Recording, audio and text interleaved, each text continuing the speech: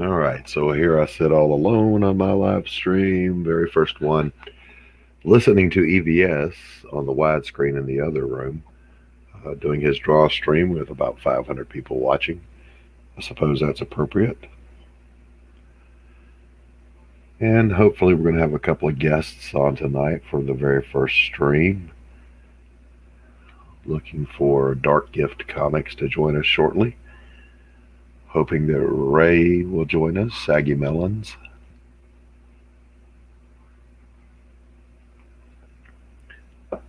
So if you're out there and you're watching, drop me a comment so I know you're there.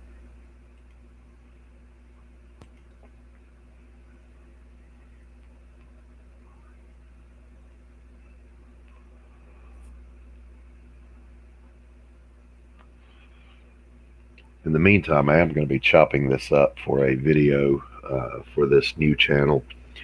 If you want to follow my other art channel, that's Christopher Blaylock Fine Art on YouTube. Pardon me while I snort. You'll find painting tutorials, paint-alongs, vlogs, and blogs about fine art. And this alternate cover studio represents my return to the comic book industry after almost 30 years. 93, 94, 95, I was doing comic books when there was no Indiegogo, when there was no crowdfunding, when there was no internet, there were no cell phones. Well, there were cell phones, but they were few and far between. We did it the dinosaur way. Everything was done through FedEx and long distance phone calls, which were a thing back then. I can remember my long distance bill being as high as my mortgage payment one month. Having it out with an editor slash writer. So, writer's in Florida, inker is in Kansas, I'm in Atlanta, letterer was somewhere, I don't remember. So yeah, the thing went by FedEx all around the country.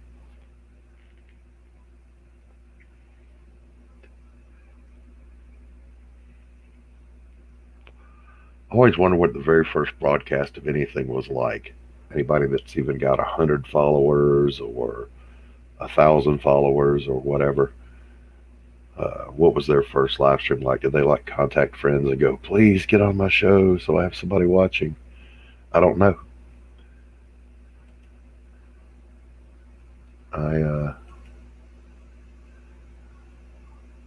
But I am curious about that. It was like, what was the first phone call besides Alexander Graham Bell talking to the other room saying, Watson, I need you?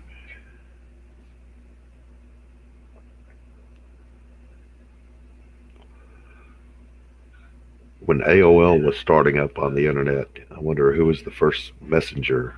What did they call it back then? Instant messenger. IM. Who was the first IM? Did MySpace have such a thing?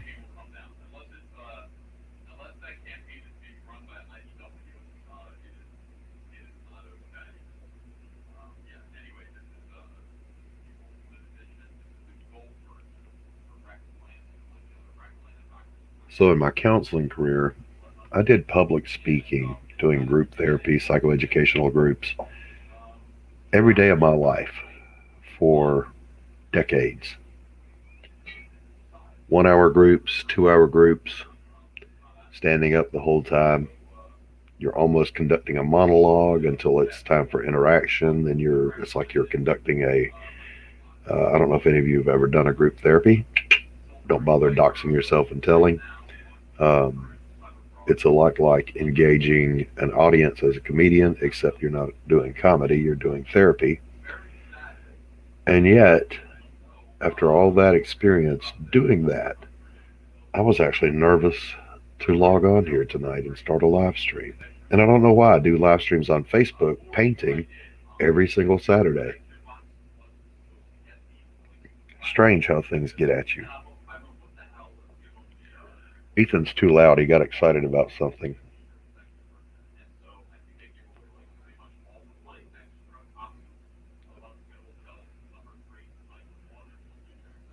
So right now, the only person watching is me. I could literally get naked and nobody would know. No one would want to know.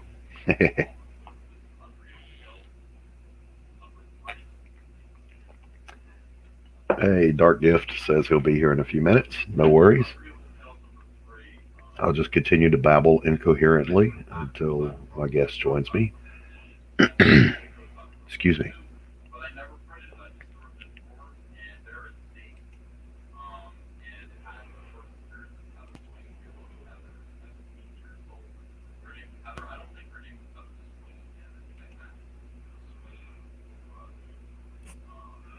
YouTube would know.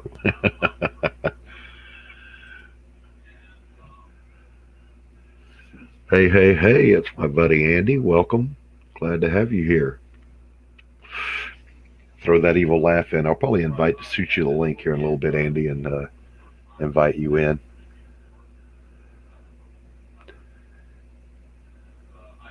Glad to have you guys here.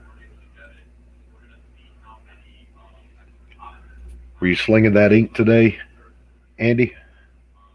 Or were you working on the comic book today?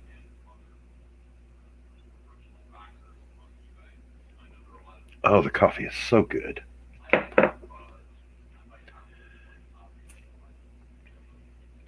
So, by the way, I am a coffee fiend. If there was such a thing as being an alcoholic, I would be a coffeeholic. And I have learned the habit of only pouring half a cup because I like it scalding hot. And if you're just sipping on your coffee the way you should, it gets cold by the time you get to the bottom. Got some art stuff done, Andy. I want to have you on one day with Well Read to talk about your book too. I really enjoy your work. Got a great style. But even more than that, we all love the evil lab assistant laugh.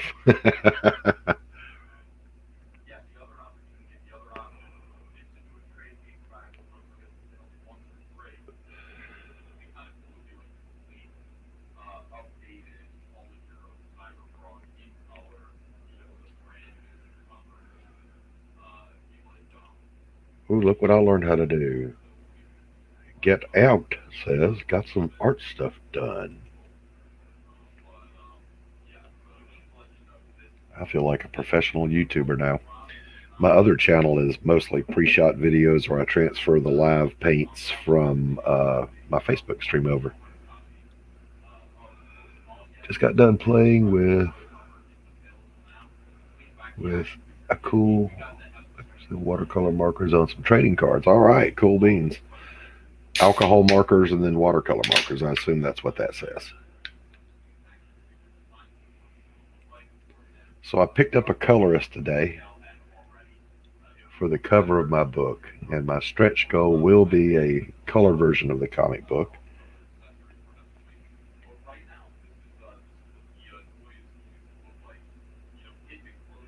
Yeah, I'm not real big on cross hatching either.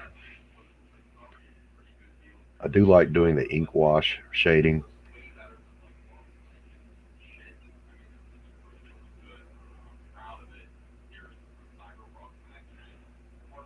So far, I got to say, I'm pretty happy with most of my work. Andy, I think I told you and Dark Gift I was suffering from the sixth panel curse. Do a fantastic page, get to that last panel, and it's just a stinker, and nothing you do will pull it out. Fortunately, with Photoshop, I can just redraw the panel and paste it on. Yes, I do know how to use Photoshop. I'm very good with Photoshop, as a matter of fact, but apparently not at coloring. So a little bit later, I'll show you this abortion of a cover that I did, uh, where I painted it, and it was a complete failure. We got a scan of it, thinking I would correct the boo boos or the what am I looking for here? The flaws in Photoshop. That was not to be. It was just not salvageable. But yeah, I'll be doing my lettering in Photoshop and panel replacement in Photoshop. And then I'm going to send the work off to, I can't remember Phil's last name. Uh, let's see. I don't. Phil Leon is going to be my colorist. He's got a nice style, very friendly guy. Price was right. So he'll be doing the color work on the book.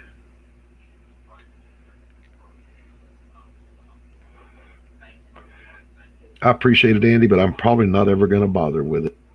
Um, I've seen a lot of comic book colorists that paint, that use colored pencils, that use digital.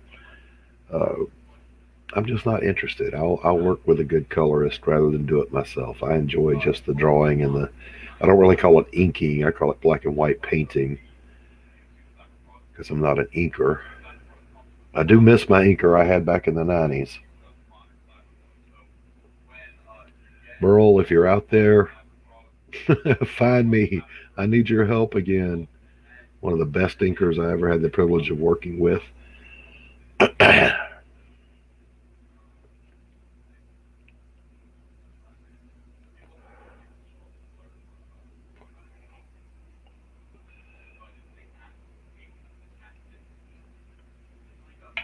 Andy, are you on Facebook? Because I am not a Twitterverse person.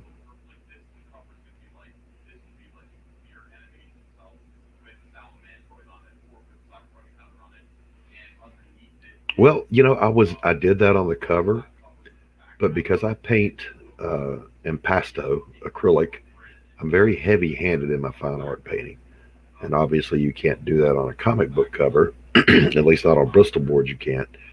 So water the paint down and start doing it, and oh my God, it was like painting in watercolor, and I don't do watercolor. We'll just put it that way.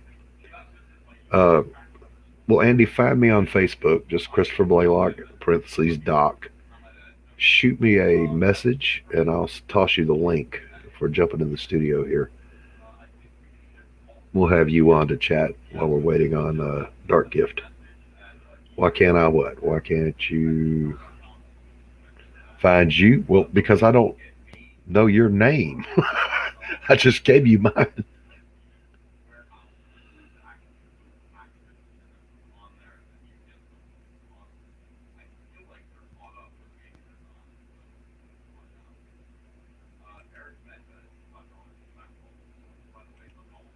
My Facebook was closed anyway. Let me reopen that.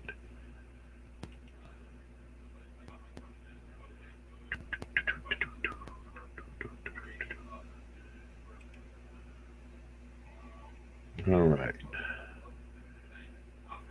Yeah, just reach out to me on Messenger and I'll shoot you the link. Or were you asking why can't I watercolor? Because watercolor is the devil. You lay it down on the paper and it proceeds to go where it wants to go and do what it wants to do.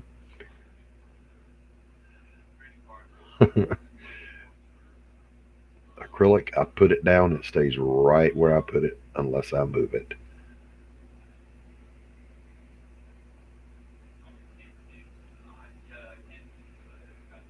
What is this one telling me here? Oh, there we go. Still getting the hang of the StreamYard.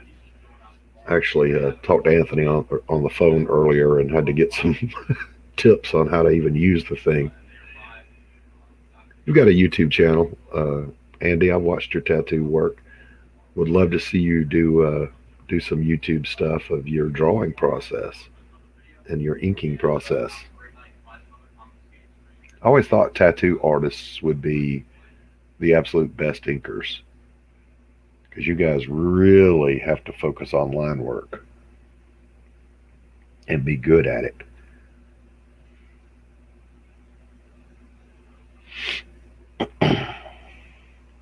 So hopefully we're going to hang out here a while and get some folks in here. What I intend to do is talk about my book a little bit. I'm going to talk to Dark Gift about his book, Hunting Alice. Going to share my cancellation story, which I have never shared in any format at all, ever. And I'll explain why as I do that. Ethan Van Sciver asked me about my cancellation story from fine art, getting canceled from fine art, if you can believe it. So I gave him a synopsis in the email, and of course I never heard back from him. He's a busy guy. I get that. I'm a nobody, but I think that was the first time I've written it down or communicated to anybody that was not in my personal sphere here where I live. So we'll go over that. We're going to talk about Comicsgate just a little bit.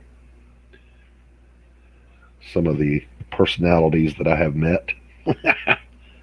And I think that's an understatement. Personalities.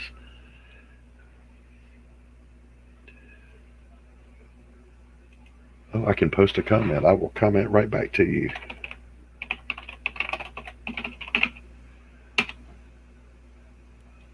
There you go.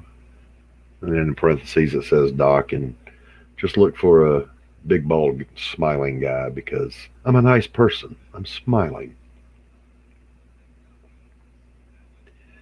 Da, da, da, da, da, da, da.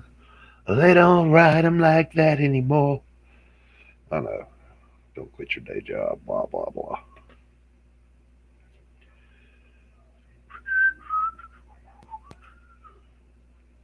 Let me go ahead and cut this link so I'll have it for you. And you can follow me on Facebook without a friend request. Artful Image, I assume that's you.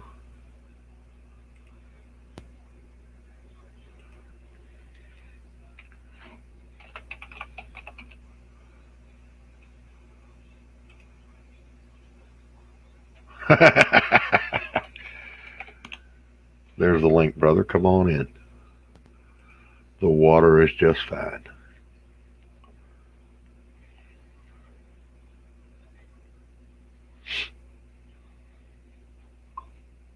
Be sure you bring the knock knocks with you as your avatar. Oh, it's been a long day. I've been up since 4 o'clock this morning.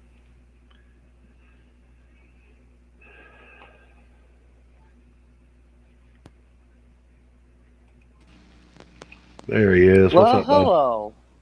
Hello. Hello, how Bigger are you? again. I am good, thanks. Yeah, I don't see the nips in the avatar. No, I didn't have time to. I'm still working on getting that all resolved. Of going back through the entire book and putting nips. Yeah, well, I'm only 10 pages in, so Okay, all right. I'm not too far. Right on, right on.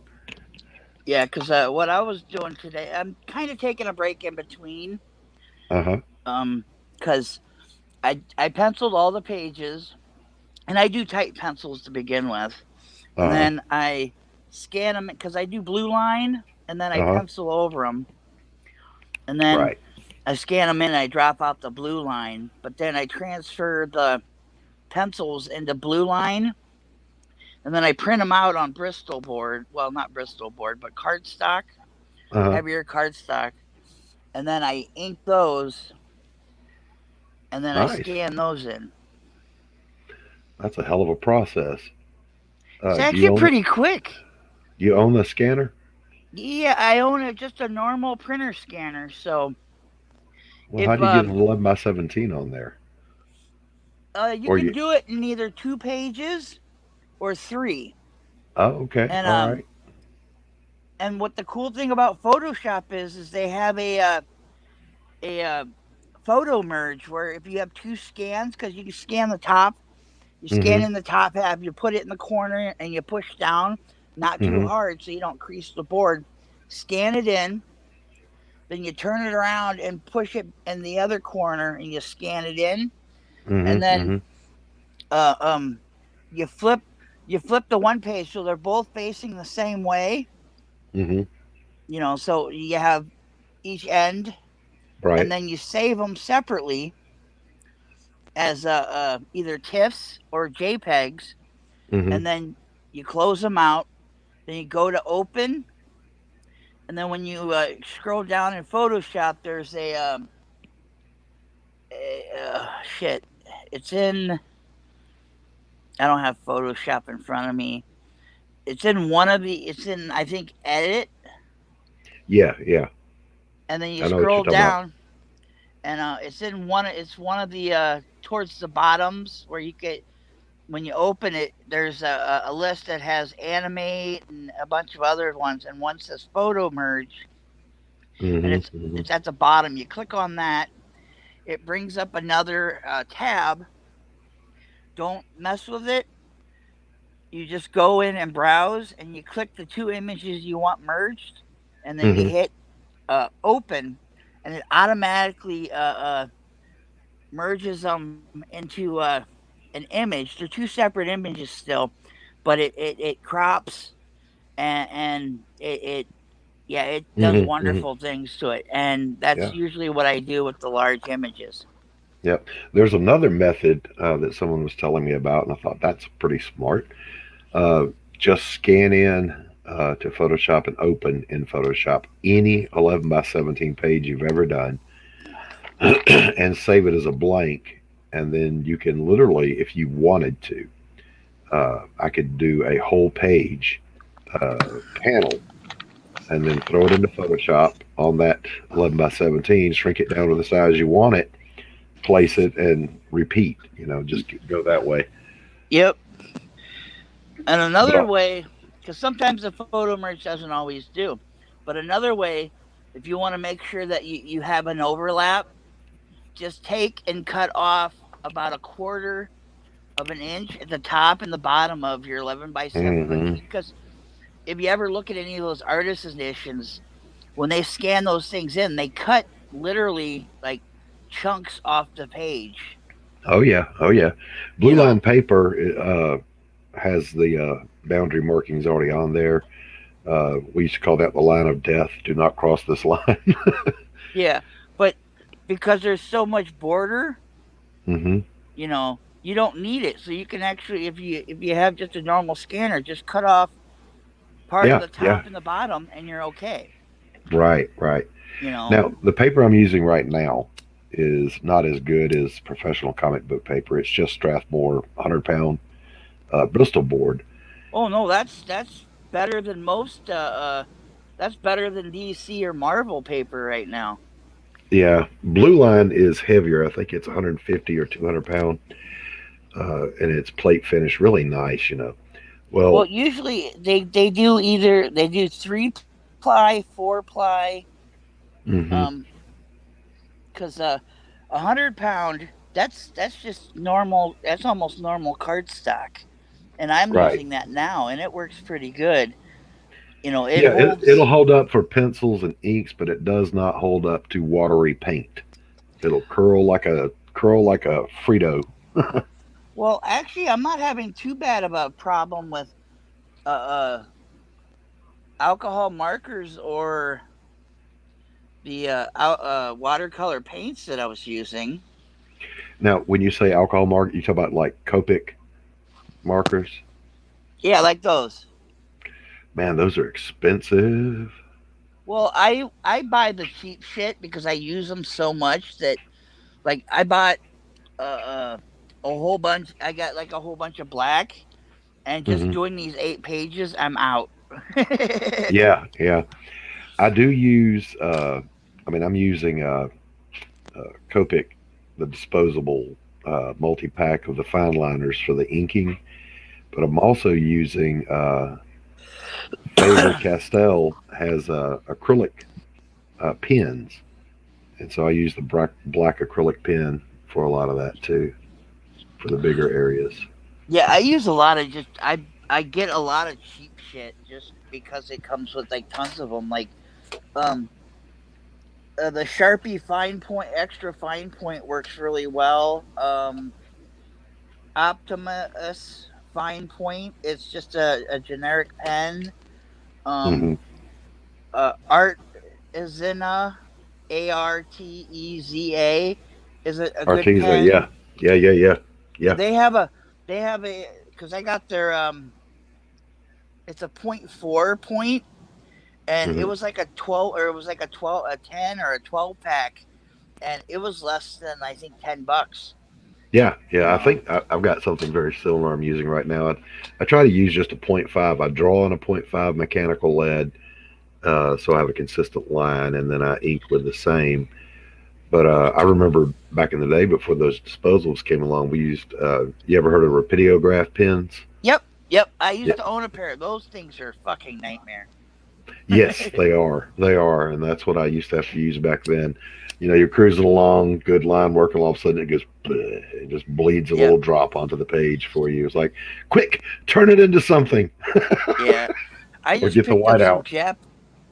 Yeah. I just picked up some Japanese brush pens with Nice, refillable lead. I owned a a large one for filling in areas. They're great, you know. nice, nice. But I use Yeah. Sharpie markers because they're also archival ink now, if I remember correctly. And then for Well, I mean, with the whiteout, way I just what were you I was saying? going to say, with the way they're done, with the way comics are done now, with scanning them, you can use a Sharpie. It's not going to turn purple, before you get it scanned. It's not going No. to be archival, even if it's the old one. You know what I'm saying? But it's not going to matter. Your comic book will be done Yeah. before it starts to purple. But I also threshold all my art when after I'm done, because it makes it just a black and white image after Hmm. I tweak it out, Right. you know. But for for coloring, because I do a lot of airbrushing, but flatting and everything as well. I've been teaching myself all the methods of producing a comic book. Hmm. You Hmm. know. Yeah. Now I find I enjoy doing my shading with just. I mean, I call it ink wash, but it's not an ink wash. It's acrylic black watered down and treated like an ink wash. So I'm enjoying that kind of shading with it. And I talked to my colorist, and he said, yeah, when he colors it, just laying a transparent color over that will give it the shading. He won't have to use a different tone color. Yeah, So you that's just lay cool. overlays. Yeah, Hmm. you know, because that's kind of what I said. What I was kind of getting at is that you wouldn't have to do a whole lot. All you'd have to do is basically do your flat colors, turn it to a transparency, and then Hmm. magic wand each section if you wanted to add a highlight. That way Right. you're not going outside of it, and it's quick, easy. You Yep. know, Yep. you Yeah. know. And excuse me, I've used Photoshop on a lot of projects over the years, never used it on a comic book. And I haven't really used it on a scanned page. I just used it on a black and white that I took a photograph of with my phone, and didn't have success with it. Didn't do very well. Well, you got to treat it like the same medium you're used to, and it's just kind of tweaking out the brushes. And there's a guy named Aaron Blaze, and he used to work for Disney, and he's an amazing digital artist. He does traditional stuff too, but he Nice. worked for Disney for over 20 years. He was the director on Brother Bear, the movie. He worked on all kinds of other stuff, but he really gets into in depth on like how he lays out stuff, and Hmm. it really improved my digital art after watching him. You Nice. know, and his I stuff's don't know. pretty reasonable. His videos are pretty reasonably, but you can also find him on YouTube. Just look up Aaron Blaze. He has a lot Hmm. of how-to videos there that would probably help too. Yeah. You know. Well, I mean, I'm sure after a while I'll get the hankering to play around with color some Oh, more. you will trust me, because you'll be like, once you get the hang of it, it's to be honest, it's a lot faster digitally than Oh, sure. Yeah. canvas. Oh, yeah. You know. I will say this too, though. When I'm doing a book, I immediately fell right back into my old mindset of crank out a page a day. So, I get up around 4 in the morning and I just work all day on a page, and with no time for, or very little time for anything else. See, but you I do that. I kind of get in that same mindset, but I set aside like one day to fuck off, and that's where I Yeah. go in and play with all these things. Like tonight after work, I was going. I did. I did no. I was going to work on the not. I was going to work on the comic book, but I wasn't drawing any of the pages. I was Hmm. just going to. I printed out. You know, like I'd already drawn trading cards. I have 9 of them with a an image on the back, and Nice. I decided I wasn't sure what method I wanted to use for, black and gray, or if I wanted Hmm. to stick to the traditional cross hatching. So I printed out, five trading cards on one sheet, and I printed it out 3 times, and I cross hatched a bunch of them. I markered gray toned markers on one, Hmm. Hmm. and then on the last one I just did watercolor, but I don't worry about the colors being correct because I'm turning it black and gray as long as the values go from dark to light. I'm Hmm. okay. Hmm. And that's what I did. After I got home from work, I Let me ask you something, Andy. yeah. I hear people on their campaign saying the stretch goal you get sketch cards. What is a sketch card? You know what a trading card is, right? Hmm. Okay, Hey, welcome, Dark Gifts. it's just a card What's that's up? What's up? blank. What's up? Hmm. Hey there, buddy. It's just a card that's blank, the same size as a trading card. You just draw on it, and a lot of artists will go over the pencils with marker to clean it Hmm. up, and Hmm. it's just a quick sketch. Okay. A All right. 5-10 minute sketch. You know, Okay. I think on my stretch goals, one of the things I'm going to offer are like 5x7. Uh, what would you call it? A pinup? Micro poster? well, A print, five Yeah. by seven would be a like a mini poster, or like a like a postcard print. Yeah. Yeah. yeah, Yeah. or an oversized trading card Yeah. because Yeah. a I'll do double the up uh, trading card. do the art on one side, and then I'll flip it over and do some text about the character on the other side. Uh, and get those out there on the stretch goal. Anthony, I was just telling uh, Andy, Mr. Bigger Yams, there, picked up a colorist today that I'm going to be using. Uh, his name is Phil Leon. I don't know if you know him. Uh, we hit it off. He's a good guy. He's going to do my cover for me, but I'm going to make one of my stretch goals a color version of the book, and then the other one is going to be the 5x7s of each of the major characters that are in the first book. Nice. So I think that's enough for stretch goals, don't you? Especially for a first campaign. Yeah, you're gonna do a stretch goal for color. Are you gonna do the prints individual stretch goals? No, be the whole set.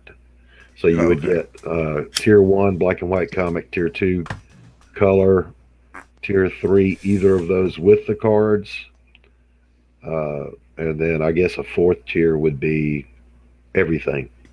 Get the black and white, Oh get the wait. color, get the cards. Oh wait. So these are gonna be tiers, not stretch goals.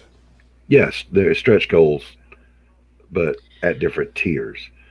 Okay, So how you doing one comic book to start with, or yeah, it's a 48-page graphic novel, 48? and yeah, and Okay. the reason I got to stretch the goal for the color is, of course, I got to pay the colorist, and above and beyond, and then the cost of the 5x7s and the printing of the color. So all that's got to be factored into. You see, the Right. crazy thing about most of those is actually all that stuff is actually relatively cheap. You could, like trading Hmm. cards, I could print Hmm. out like 200 to 500 for less than like $200. Yeah, Yeah. And, yeah, Depending on the size and like the finish, yeah, you yeah, can get like 150 for like 25 bucks. You know, yeah, yeah, depending because on where you go. Yeah, and yeah. that's just technically, trading card size. So Right. 5x7 is technically a postcard, and they do the postcard printings. That's a standard print. Mm-hmm. Yeah. Where are you guys Because using for your print work? Well, um, well, I will. I can give you that information later. Okay. Yeah, yeah, just hook me up on the backside with that. yeah, yeah. he's not he doesn't want to get the printer like bombasted with Bombarded, yeah. like threats. You know, Right. Oh, I forgot to turn my AC off. Hold on a second. I don't care on this channel. Leave it running if you want to, especially for this first stream. you know, I'm gonna chop this up later into video parts anyway. because a There 5x7 we is go. nothing more than 4 trading cards on a page. Yeah, Mm-hmm. like if I was you, like what I would do is do the stretch goal to hit the colored version, and then make that a tier that you add on later. But the prints, if you're gonna do them as a stretch goal, they would make it a stretch goal that like an amount of a stretch goal that so that it's not really another tier. You're just gonna throw it in with whatever people ordered already. You know what Yeah, I mean? tiers are what like the different what you get with each different package. Right, Like the right, right. comic book, and then that would be just the comic book would be one tier. A second tier would be maybe a comic book and a supplemental and a poster, with some trading Mm-hmm. cards. The third tier would be, everything that the bells and whistles. It'd be everything that you would throw in on the campaign, stuff like Yeah. that. Right. So And like that's basically what I like what you could do is you could do like just the book itself, like Andy said. Then mm-hmm. you could do a second tier with a the book and say like one of those postcard prints, and then the stretch goal could be to get the other 3 or 4, or however many you plan on doing. You know what I mean? Mm-hmm. Um, Mm-hmm. Or but maybe add the cards in with the color version and just keep it simple, 2 tier. Yeah, that would be your right, but best. Usually they say your first campaign keep Keep it pretty simple. simple. Yeah. If you're gonna, Especially if you me, want I'm to a babe offer, in the woods, guys. I absolutely got to go yeah, easy on you myself. yeah, you, because It's you my are first gonna time. want Be gentle with me. you are gonna want at least more than one tier to start off with, though. Yeah, yeah, yeah, yeah. So you're gonna have to think about something to put it, and obviously charge for it, make that a more a higher tier or whatever. Right, But like obviously the colored version, you want to make sure you get the money to pay the colorist, so that has to be a stretch goal, and that could be a third tier added in later. You know right, what I mean? You could right, always right. add a tier to the campaign, but the initial kickoff of the launch, you're gonna want like just the book, maybe 2 copies of the book. You know, Yeah, yeah, maybe a variant cover or something like that. You know what I mean? yeah. I'm gonna save the And I variant cover stuff for like the second campaign I do. I've already got right, another one right behind this that I want to do. That's more of a yeah, traditional comic book, lighthearted, because this one's very dark, very heavy uh, subject matter. And after that, it's like when you were young, or when I was young, and you went and you saw Nightmare on Elm Street, you went home and you watched some Looney Tunes to get that out of your head. Palate right, cleanser for your mind. yeah, yeah, see, yeah, that yeah. stuff never like horror never bothered me as far as watching, and then like going out and playing in the dark or a graveyard afterwards. That stuff never bothered me. Yeah, but I was hanging out in a basement where this guy lived that wore that same sweater and that hat. No, I'm You kidding. I'm know, kidding. It's a joke.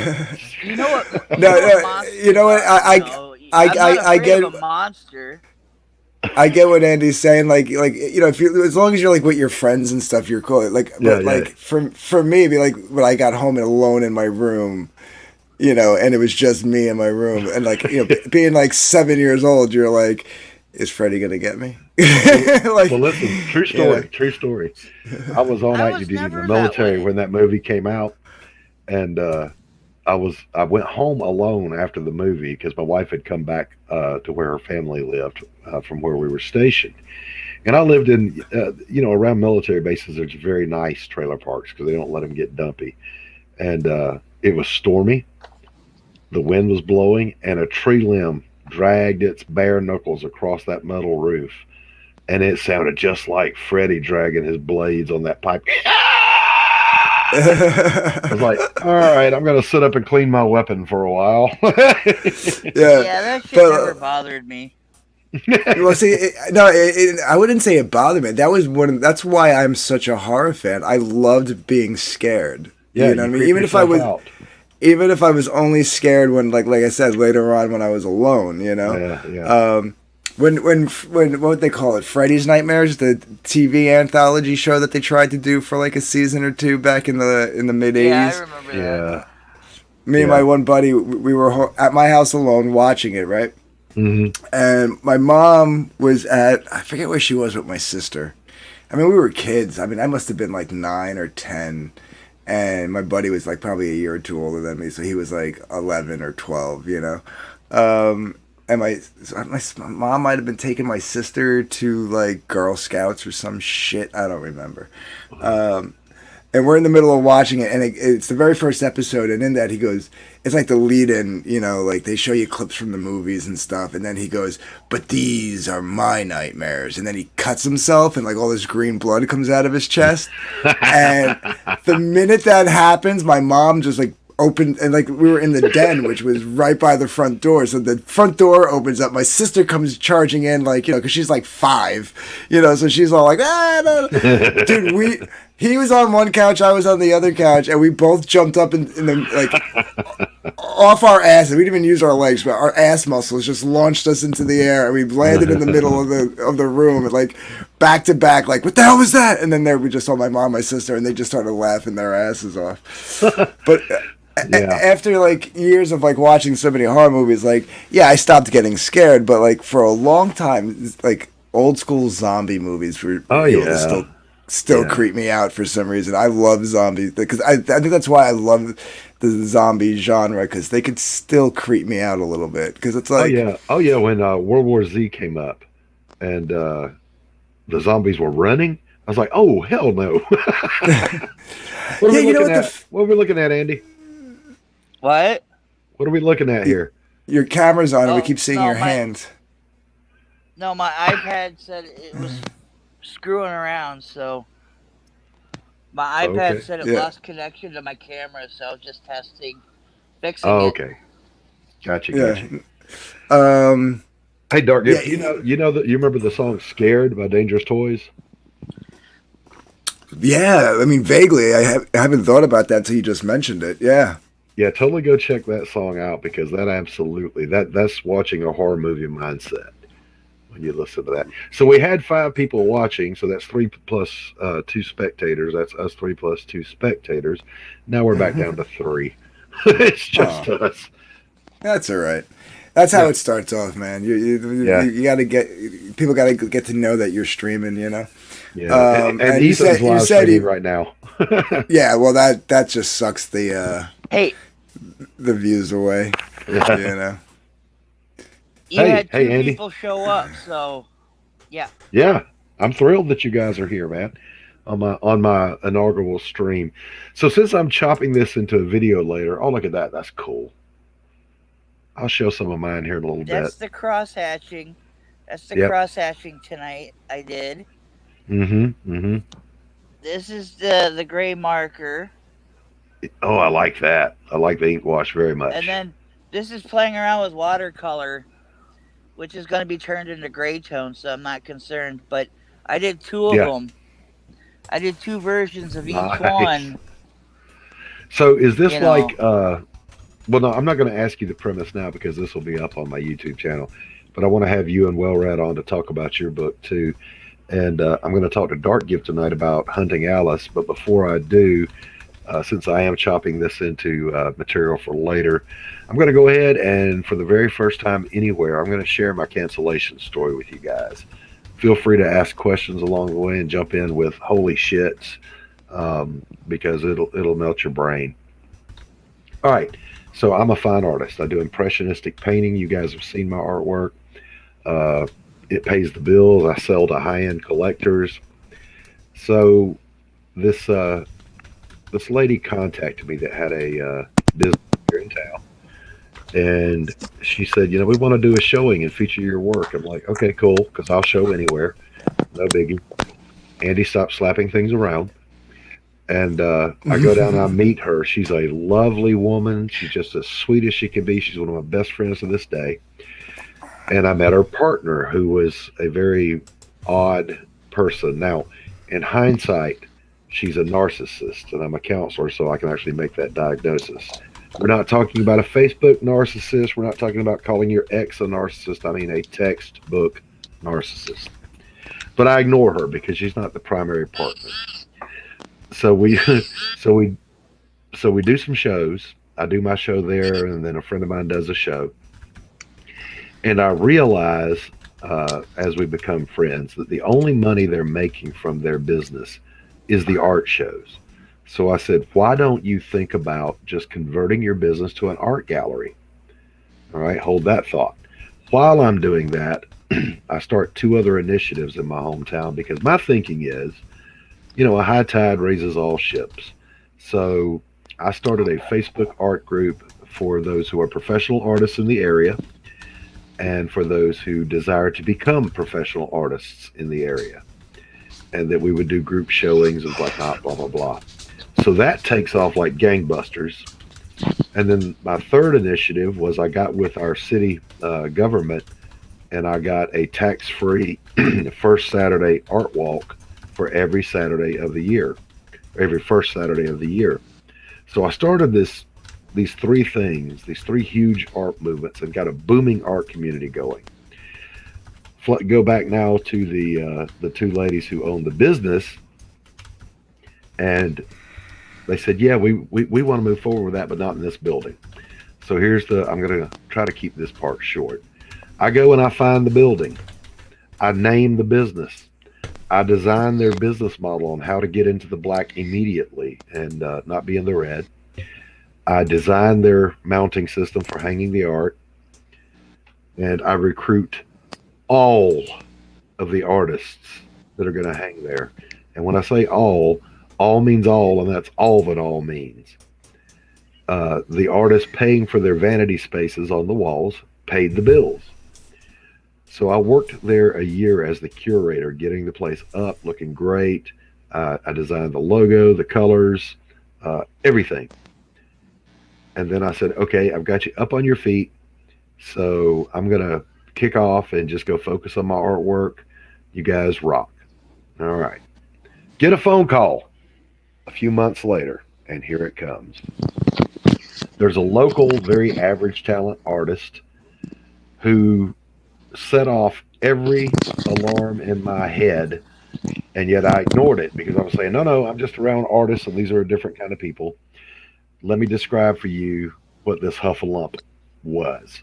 This Huffalump was tubby, shaved head around the sides, and depending on what day of the week, it was either pink, purple, or blue hair on top with horn rimmed glasses and a fish mouth.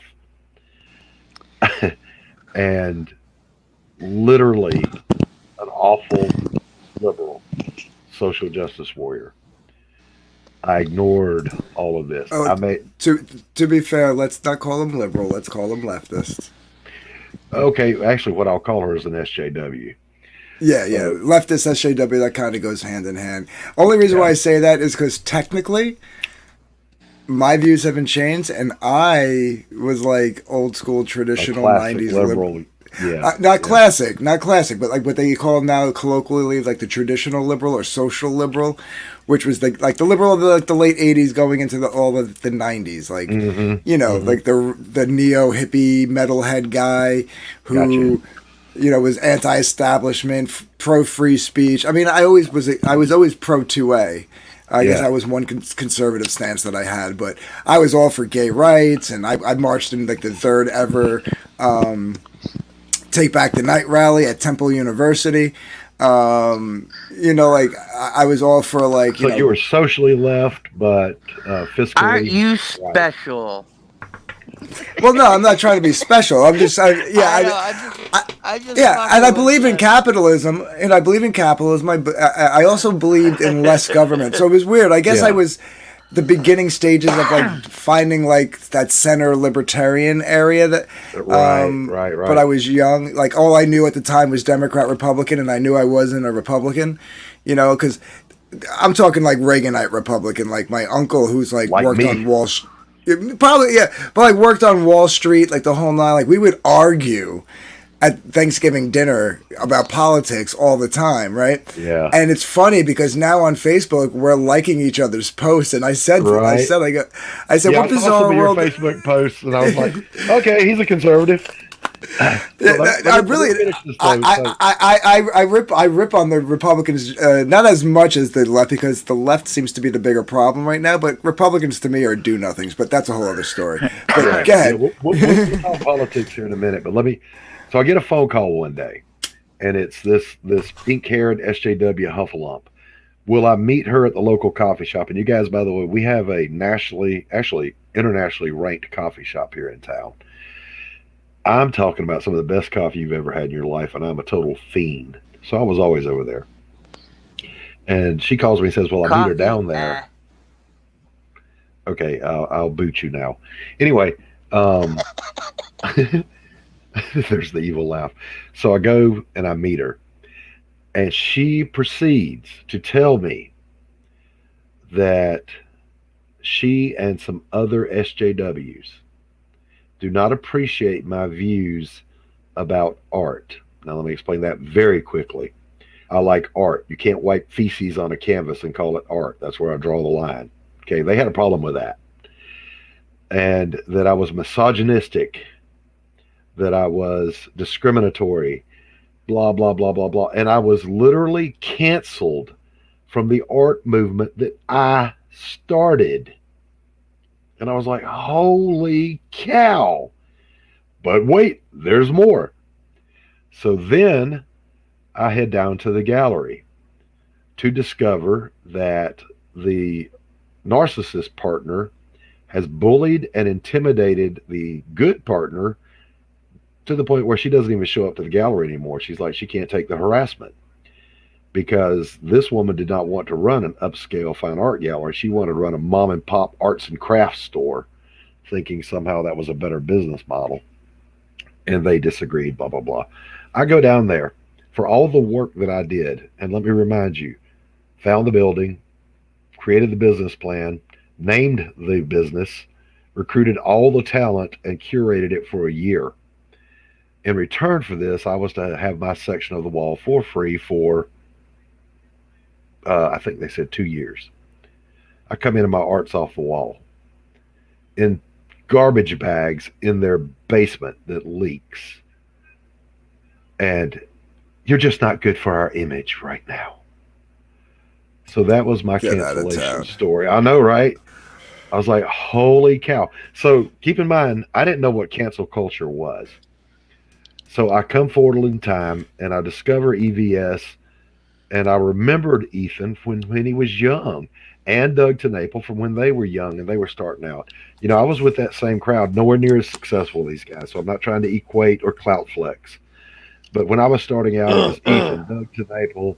It was Ben Edlin with a tick. It was Jeff Smith with Bone. You know, those guys. And right. I stumbled back across them on YouTube and I'm like, holy cow, man. So then I hear Ethan's cancel story and I'm watching his stream and I'm like, oh, that's exactly what the F happened to me.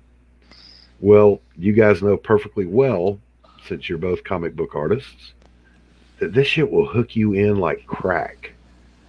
So I found myself putting down my paintbrushes and saying, I'm going to give this one more go.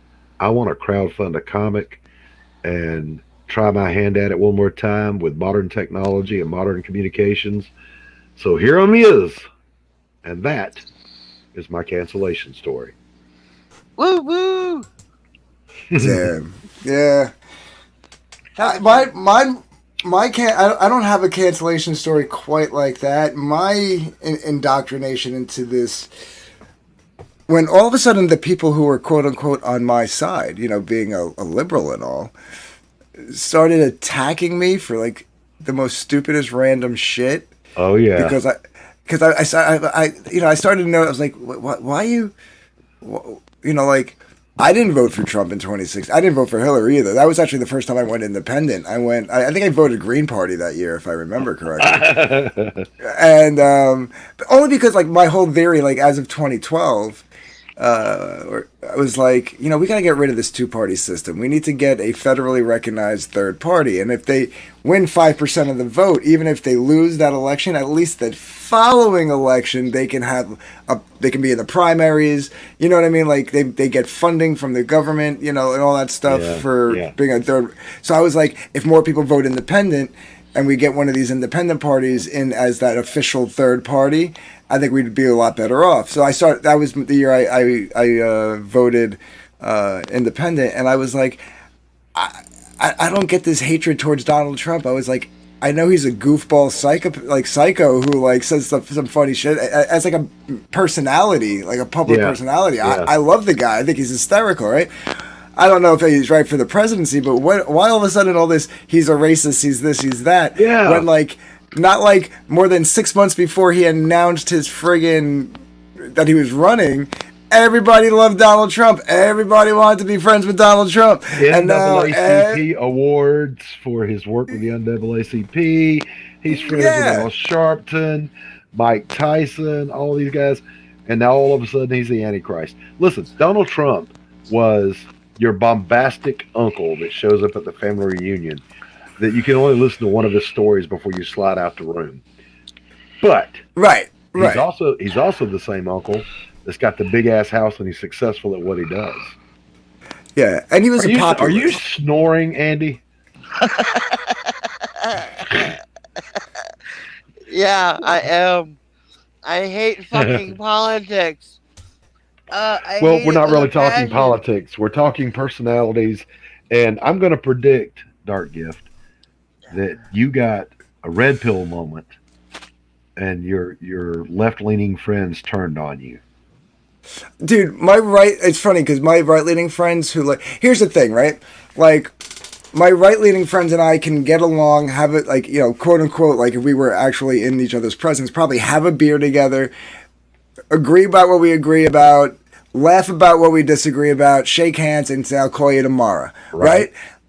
My left friends, who used to be the same, you know what I mean? Like, all of a sudden, like, the minute I say something, it's like, what, are you a Trump supporter? Are you a racist? Yeah. Are you a...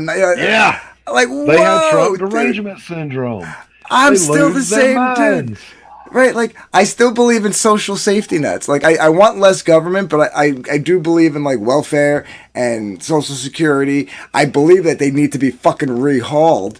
Like, you know what I mean? Like, they're antiquated systems that don't work. People are taking advantage of them, especially the welfare system. They will never work.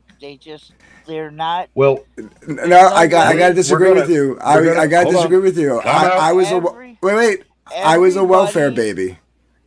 Yeah, I've grown up around that stuff. I lived on the other side of the tracks. I grew up around all of that. Okay,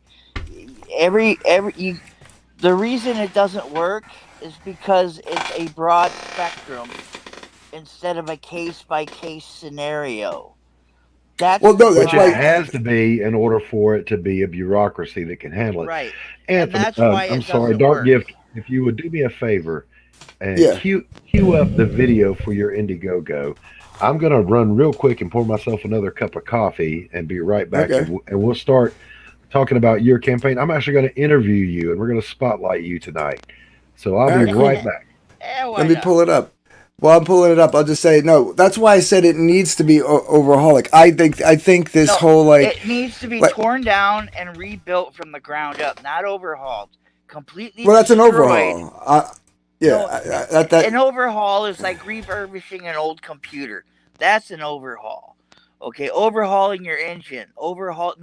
Rebuild the whole fucking thing from the ground up. Well, let me tell you what needs to be done. I know what you mean. I know what needs to be. But what needs to be done with it is, number one, as a current pot smoker and ex-drug user, I am all for drug testing to be on welfare. I'm all for it. Because if you got $40 to go get a bag of weed, or you got $40 to go get some coke or heroin or whatever it is you're doing, then you got money to put on the friggin' food on the table for your kids. And so I'm all for that. I also think that number one, there should be a time limit. Not as long as you have a child under this age and no man in the house, then you could stay on welfare. There's women making careers out of it, making Yeah, I know. videos stating so. Like they literally get knocked up just so they can stay on welfare. And that's why they got like 10 kids living in a 2-bedroom apartment in the middle of New York City. You know what I mean? Like you need a time limit. You got 5 years. Get your shit together in 5 years. Because I know, like, you know, especially if you have like a newborn baby, I get it. You know what I mean? Like, you can't work right away. You're a single mother. You got 5 years. After 5 years, then you need to be evaluated on a yearly basis, and you have to start taking job training programs and all that stuff. All right. To maintain it. That's my belief on that. I am back. Yeah. You know, I am your host, Christopher Blaylock, otherwise known Hey. as Doc Blaylock. I am a internationally collected fine art painter who has recently returned to the comic book world, and I am here with my friends Andy and Dark Gift from Dark Gift Comics, and we're going to be spotlighting Dark Gift's current work, which is pull it up here, which is Hunting Alice. So go ahead and kick that off for us. all right. Yeah, so this is Hunting Alice. It's in demand. We're fully funded. We got 93 backers, which is cool. I'll play. I got two videos. Is it cool if I play? Which one do you want me to play? You want me to play like the one where it talks more about the story, or do you want the cool one where it shows off some of the artwork? Or they both show off artwork. You know what? We're gonna do both. But before we do, what was your original? What? Come on, fucker. What was your original goal? My original goal, 1,200. All right, 1,200, and you reached. I'm trying to see it. 4,193. Is that correct? Yep, 4193. Yeah. Very nice. All right. In my head, for my first campaign, my personal goal that I wanted to reach was 5,000, and we came pretty close, and we're still in demand, so it could still happen. So, right. So I'm actually pretty happy. All right, so here's the first trailer. Yeah, I do. I did a lot, you know, and the one thing I can say, I went on and maybe like, I did go on Mail-In Stream, and besides his stream, I went on 4 other people's channels, but everything that I did was all on my channel. Yeah. All right, No matter where you're at, you should always mention. Roll that beautiful bean footage. What you have going.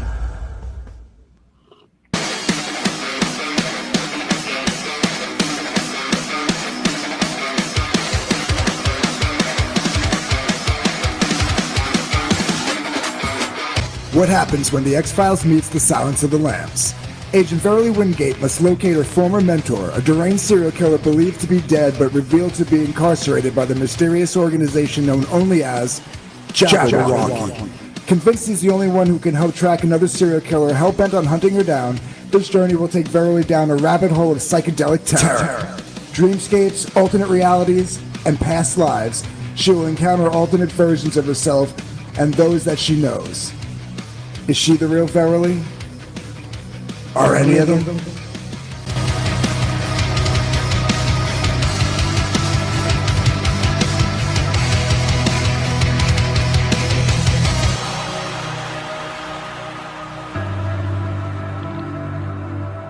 Very nice.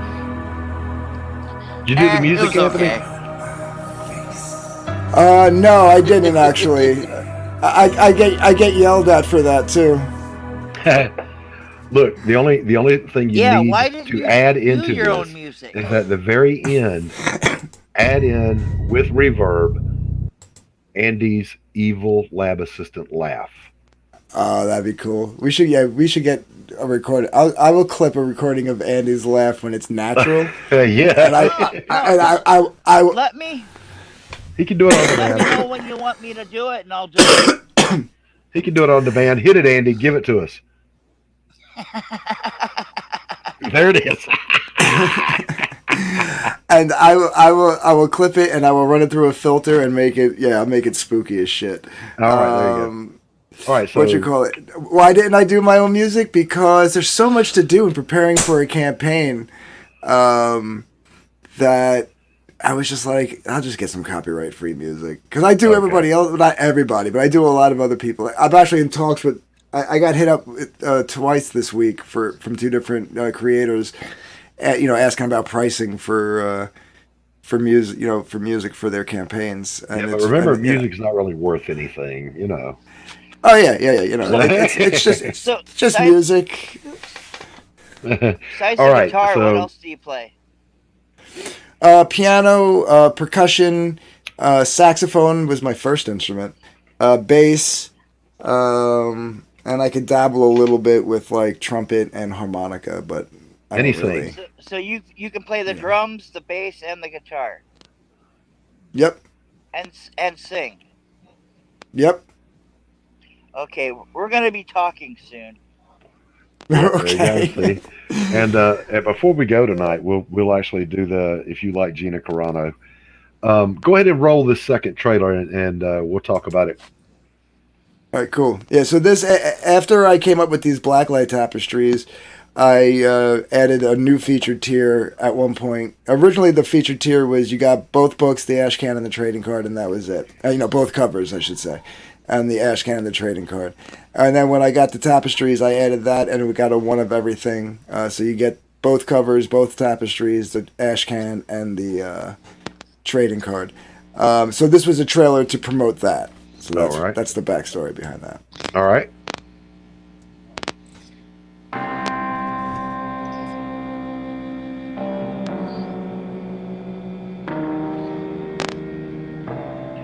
Yeah, I think this was the first one I saw.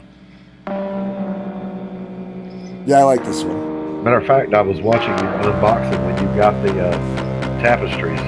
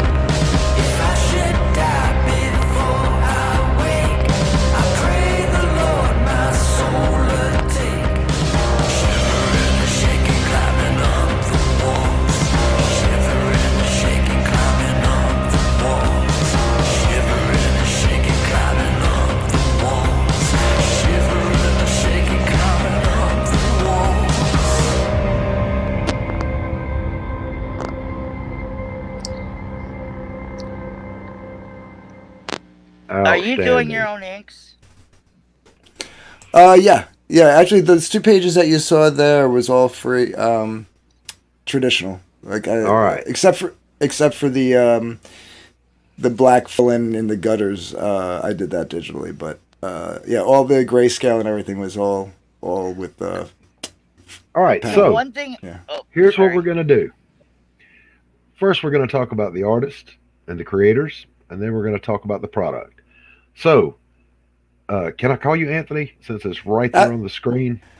Absolutely. Yeah. All right. That's all he right. prefers. He doesn't like Tony. Well, I would know as opposed to Dark Gift. Yeah, and I do not like Chris.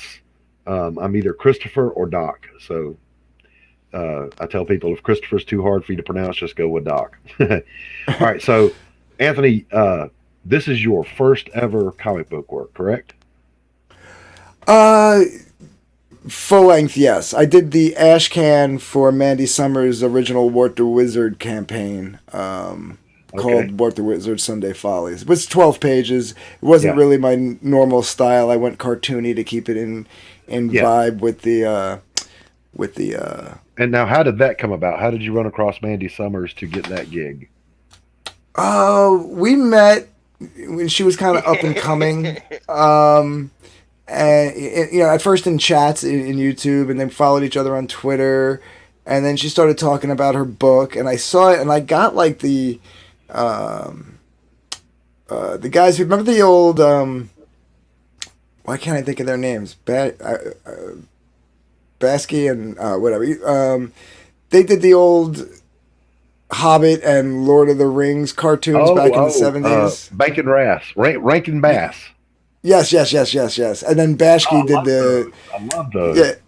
And Bashki, he did the actually they did Return of the King and The Yep. Hobbit, and Yep. Bashki did the Lord of the Rings. But it gave me that vibe. Like even though her artwork wasn't like all that, like even she'll even say like that's why when they did the second one, they actually did a remastered version, and Peter Gilmore redrew the book. Hmm. But it was not, I liked her story. It was started off as a bedtime story that she created for her daughter, and like she had to actually start keeping track of everything because like she would start saying something, and her daughter goes, "He can't do that, mommy, because he wasn't, he never, he did such and such the last time," and she's like, "Wow, my Right. daughter's Right. remembering this shit."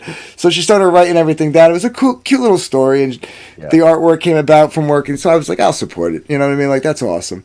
And so I was following her, I was helping promote, and I just drew this picture, and I sent it to her, and I was like, hey, if you want to use it as a variant cover, by all means, go for it. And then, but then she had like three other people, like Vic King, Simon Poitier, and I think that was the first time her and Peter worked together. I think Peter did the main cover, and the other two did variants. And I was like, well, you don't want a third variant, so I was like, you don't have to use it. And then I was like, it'd be cool if you want me, do an ash can. I got a cute little story that's like it was more of like a Comicsgate homage. You know what I Uh, mean? Like right. there was like a lot of references to Comicsgate lore in it. You know what I mean? Um, and she was like, "Yeah, go for it." And other than seeing a couple of drawings, she never really saw my work, but we were just cool with each other, and I did it, and she liked it, and yeah, Yeah. I stumbled across Mandy on the that current work she's doing, Jack the Ripper Vampire Hunter, and yeah, it looks good. That's some of Peter's best man, work I've seen. amazing work. And apparently she lives just right up the road from me. I'm not going to dox her, obviously. So I went to her channel and watched her, and she's an absolute goofball. I saw Yeah, the interview Elasmats Drake did with her, and it would just cracked me up. So, all right, you hook up with that. That's your first taste of it, and you got a taste of it. So then right. what happens? Then I put last May I put out an art book on Lulu.com. It's in comic book format. It's the Hmm. same. I did it to practice getting print files together. Hmm. You know what I Hmm. mean? So that's why I made it comic book size and everything like that. And it's print on demand thing. You go to Lulu, you order it, they print it, and they send it to you. So I did pretty well with that actually for like not doing much promotion on it. I think I sold like 200 copies. It kind of died Nice. off. Yeah, I launched it. I put it up in May. Maybe it was like the first week of June. No, I think it was Hmm. like last week of May, first week of June of last year, and it kept selling straight through the summer, and then like it kind of petered off in like October, of Nice. that year. All So that right. was kind of cool. Yeah, so that was more of for me to practice. Like I said, I've never got print files together. So, Hmm. when I did I did the ash can. I just asked Peter because he was doing the print files. I said, "What do you need me to save it as?" He's like, "I need you to save it at this size, um, as a TIFF file," and that's all I knew at that point. You know what I Hmm. mean? Like, Right. Right. and so then so that was cool. So I did that. And then, so I was thinking, okay, now I've had a book that I've been working on for years. I was thinking about getting ready to do that. But in the interim of all this happening, especially last summer, I met my co-creator, Aubrey, who's the writer. This is actually her story. Hmm. And it's had many forms over the years. She's been working on this story for a long, long time also. Hmm. It's been an audio drama. I forget what else. I think she was trying to make it a manuscript for like a book. But then she kind of got involved. She lived out in LA at one point, and she kind of got involved in like Hollywood, like and so she wanted to make it like a, TV series. So she wrote it as a TV script. Actually started filming like a pitch pilot, to Hmm. shop around and stuff. Hmm. And she happens to be Preston Poulter's ex-wife. Also, that's a long story. Okay. Um, All right. Just We'll keep chew that going. fat another time. but he was funding it. He pulled out the money when they decided to get a divorce, and so that kind of disappeared. So we were talking about it, and this was like months after meeting her. And I said, "Well, let me take a look at your script." I was like, because she was asking to see artwork and music and stuff like that. So I was like, "Well, I'm showing you all my stuff. You show me, let me read your script." So I read it, and I said, "This wouldn't be a bad graphic novel if you change certain parts, like make this longer because you can get away with more visually, but make this shorter because it would just take too many pages to tell that one scene if you the way it reads now, Hmm. and stuff like that. And I said, she has industry contacts, like people in the what I call the mainstream indie scene, like they're like still SJWs, but they're indie. You know what I mean? Yeah, yeah, yeah. So they lick the boot of the whole comic book industry. Hmm. So she's got. I was like, you should see if your friends help you get that done. And she's like, well, you already have all the edits in your head. Why don't we do it together? And I said, that'd be cool, but you know what it's going to look like when we come out doing a book together. Yeah, We're going to catch a lot of flack. There's going to be a lot of bullshit to deal with. yeah, yeah, Um, Yeah, but so that died off. yeah. yeah, but Apparently, it's a pretty normal thing in Comicsgate is something new here. Let's start the gossip mill and rip people apart. So, yeah, well, that's why we decided to nip it in the bud. Like the roulette ashcan is actually a uh, separate character, and it was something that we came up with to kind of like show that she had a sense of humor about all the mhm. controversy that came about last year between her and Preston and their old videos and stuff. Yeah, So we decided to come up with this character named Roulette, which was her dom name. It was Mistress Roulette. right, So right. we came up with this character Roulette, and then we came up with a whole different story, like you know what I mean. But it was Yeah, just yeah, kind of yeah. like a tongue in cheek thing to do. So we came up with the ash can idea, and I think that kind of helped. I think that kind of nipped in the butt a lot of the real harsh shit that Yeah, we would have yeah. gotten. I mean, we still got shit, but it was more like trolly and more like joking Yeah. around and good natured, even if it was out Right. of So, taste. But so now Yeah, you're but in. You're in now, and we're going to do this as a graphic novel, and we'll touch on the content and all that in a moment. I want to back up a little bit.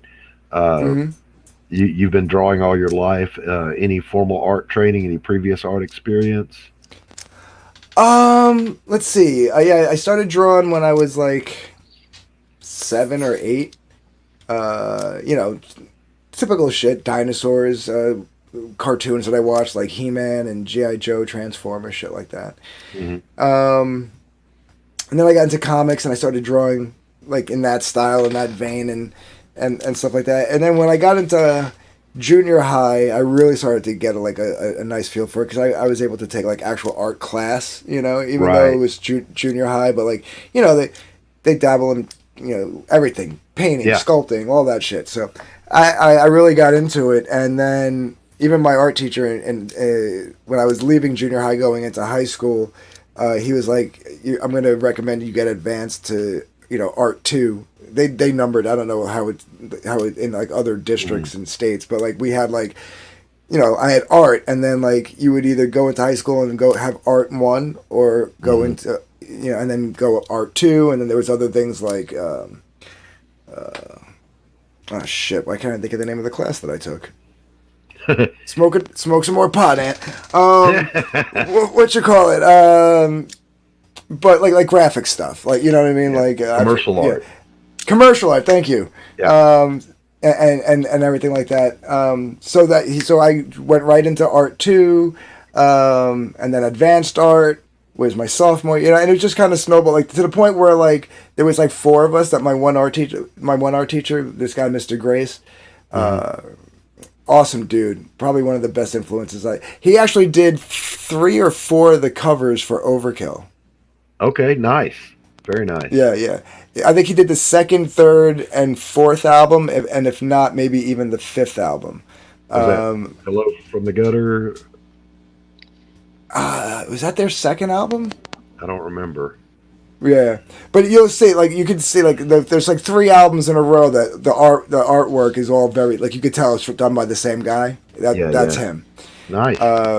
Yeah, Bobby Blitz came in and visited him. That he was his art teacher, but way back in the day. Like I remember meeting Bobby Blitz in the middle of my art class. It was pretty cool. But he actually created for me and like 3 other classmates a whole section called Independent Study Art, a whole new curriculum which he had never implemented there before. Basically, the rest of the class they had to do everything that he was doing. We got to just sit there and draw and do whatever the fuck we wanted. He goes, as long as you turn in one final project every marking period, you guys can do whatever the hell you want to do. And I was in independent study art, same thing. You know, the art teacher says, all right, obviously you don't need this, that, and the other. Just do whatever. Right. So, yeah, I'm right there with you. Yeah, all right, that and was then, the worst thing for me. So that out of high school, I went to the Art Institute of Philadelphia, which was like a last-minute thing because I was going to go. I got accepted into the Marine Corps marching band to play my sax. But my buddy who tried out for drums didn't make it, and we were in a band, like my best friend. Like, so I did if he's not going, I'm not going. Right, you know? right. And then he went into the Marine Corps anyway for not infantry, that's Army. What's the? They're infantry in the Marines too. 0311. Maybe it was. Yeah, maybe Right. I feel like. Yeah, I feel like it began with an R. Is what he went in for. But it could be infantry. But yeah, so he went in for that and for 4 years. Well, no. They call the infantry your MOS designator is rifleman. That's what he was. He was a rifleman. Yeah. Yeah. But he's an infantryman. Okay. Yeah. So when he did that, I was like, well, and he did that like without even really like. I guess he told me, but I wasn't paying attention. And then like, if I had signed up, I wouldn't have shipped out with him. So I just didn't do it. So then I was like, well, fuck it. I didn't even have a portfolio, but I did like a late submission to Art Institute of Philadelphia and took the ride down. I just literally carried like I had like a 36 by 36 canvas painting and all these like big pieces of artwork that I just carried down in big garbage bags to have a portfolio. And I walk in like long hair, like total burnout looking metalhead dude. And I sit down with the guy and he's like, we've kind of stopped acceptances, but because you got it in the last second, I'm kind of obligated to have this meeting with you. And I pulled out my stuff and he goes, all right, listen, he's like, I came into this meeting pretty much thinking I was just going to tell you, sorry, try again in the spring or whatever. Right. But he was like, he changed his mind. He changed my mind, and he got me in for the October admissions and went to art school. I mean, I couldn't afford it. I went it's a 2-year school. I only made it through 1 year. Right. But I learned a lot. I learned a real lot. And I actually met Christopher John. If you know who Christopher John is, you see him in the chats. He's a really good artist. Christopher John. Yes. I've met him in chat. Yeah. Yeah, I was telling a story on a stream one day, and he was on the stream, and he was like, "Oh man, when was this?" I go, 95, 94, 95. He goes, "I was there in 94, 95," and he goes, "Who was it?" And then I started telling stories, and he goes, "Wait a minute, are you talking about those guys?" Blah blah blah. And then we realized that we partied together back in 1994. Small world, man. Small world. Who knew that almost 30 years later we'd be in a friggin' comic book movement against the SJW masses. Right. It just shows you, man, great minds think alike. All right, so that gave you your foundation. How about inspirations? Whose style would you say really got it for you? The very first time I got like that surge, like this is what I want to do. McFarlane. Really? Todd McFarlane, okay. Yeah. See, you have... So I see more of a, you remember Aeon Flux? Aeon Flux, yeah. Yeah. Yep. Cartoon? Yeah. I see more of that artist in your work than anything else. Are you talking about this picture? I'm talking about like all the pictures I've seen because of the elongatedness nature of everything that you draw. It reminds me of the Aeon Flux style where everything is kind of like stretched. Well, we'll actually get to that, but you're saying that McFarlane gave you the wow factor and made you want to do it, right? And but obviously, as Andy was pointing out, there's been some other influences because we see it in your style. Yeah, that that cover that I just showed, that's actually Jason Bascom, and it's funny that you said that because that's exactly what I said to him when I saw that. I was like, I see a lot of the Aeon Flux style in that. I never saw it in my own work. Like this is mine here. I guess you're right. Yeah, it does kind of have that vibe. I see it. Yeah, I see it because I saw it in the. You did the trading card too, right? Yeah, this is my trading card. Yeah. Yeah, I see. I see the elongatedness in that, as well as the page that you showed above. Yeah. You know. Yeah. I would Especially say in the- Art Adams was another influence on mine. Once I started getting into like really like learning who all these like people were in these books that I was reading, you know. Right. Art Adams. Who's the guy that just passed away that did Batman? I'm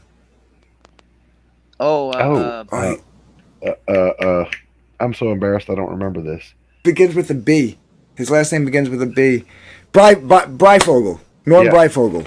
Yep. I think he was he started to like get into my artwork a little bit because I just liked his like he can go from like ultra detailed in one panel and then like if it's something's a little further back, super simple but still make it look elegant. Mm-hmm. Like it was he had a good flow and how to use like how not to overdo something small, you know. Yeah. But still make it in your mind's eye detailed enough for you to like go like, yeah, I know exactly what that is. You know what I mean? Readable. Very cool. Very cool. Yeah.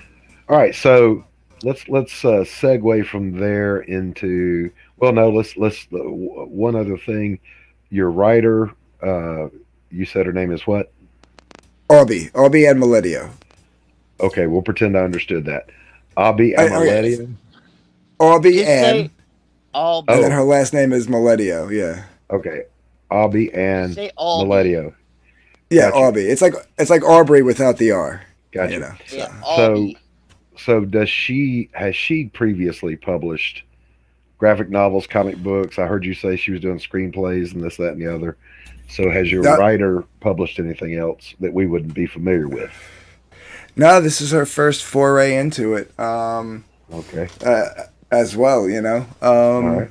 I mean, she's very pop culture savvy, you know, so it's not like she's out of the loop as far as like, you know, certain things. She's got her favorite writers and stuff that are in the comic book industry.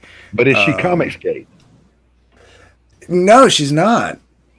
I was going to say because I've never seen her anywhere in any of the chats. Yeah, I mean, yeah, no, she's not Comicsgate. Give me a 3-hour explanation. Oh man, yeah, that was brutal. I even told her I was literally texting her in the middle of that stream, going, land the plane. Oh no, she did it. She did a long exposition on why she was not Comicsgate. No, what the book was about. Okay, gotcha. He was talking about what the book was about, and I learned more from him just saying it was a rant through like Alice in Wonderland, you know, like psychedelics, than I did from her 3-hour ramble. Like no joke. Gotcha. Yeah, she's very verbose and very poetic in her language, which and so like those two like don't make for good streaming and explanations. You know what I mean? It doesn't make for good talking to humans in general. All right, it's great. It's Hollywood. It's Hollywood talk. Yeah, well, it's great. It's great if you're a writer when you're putting word to page. You know what I mean? Because everything is so descriptive, and the reader has time to sit there and think about what they just read and process it. Right. You know. Right. But when you want a 30-second pitch, but I won't read his books.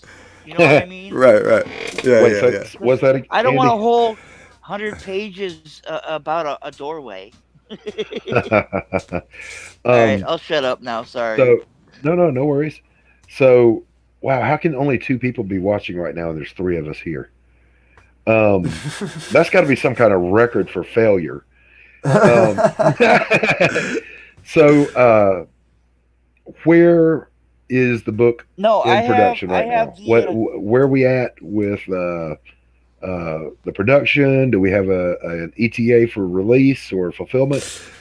Fulfillment, as you can see here on like the tiers here, it says December 2021. So that's what Okay. we're pushing for. I was kind of hoping to get it out sooner. I still might, but not as soon as I thought. I was hoping to get it out by September and just surprise the shit out of everybody, but that's not going to happen.